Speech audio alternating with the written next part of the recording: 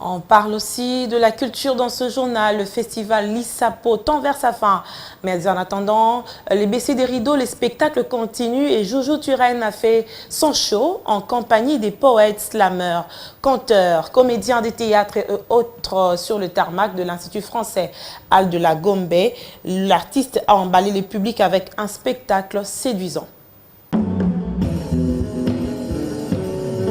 Ce soir, à l'Institut français de Kinshasa-Gombe, Jojo Turenne raconte l'histoire d'un homme fascinant et inspirant en même temps.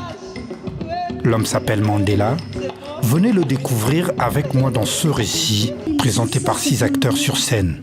Le tableau d'honneur de ceux et celles qui nous ont soutenus jusqu'au bout. Nelson Mandela. De première vue, on a l'impression d'assister à une scène de conte, poèmes ainsi que de slam. Le spectacle va bien au-delà, d'autant plus que la musique vient aussi s'y associer.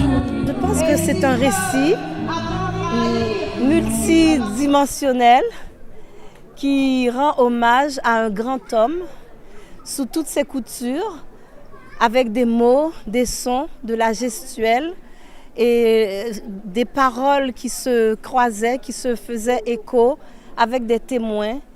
Un récit regroupant plusieurs sortes d'art sur scène, de la performance, de la danse, du théâtre ainsi que de la musique.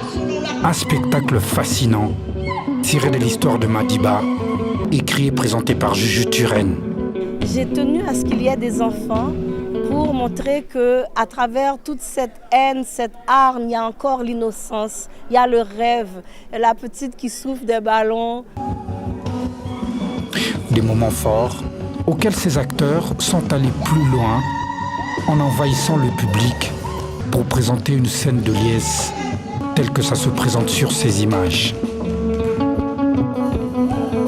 Ce jour-là, il venait de naître. Sur scène, ces artistes se sont complètement transformés afin de bien incarner leur rôle et cela crève les yeux sur le podium.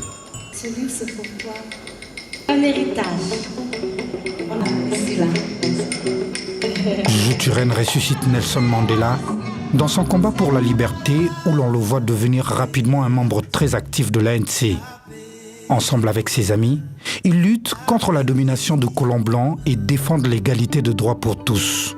Majoritairement noirs, les membres de l'ANC sont également métis indiens et blancs.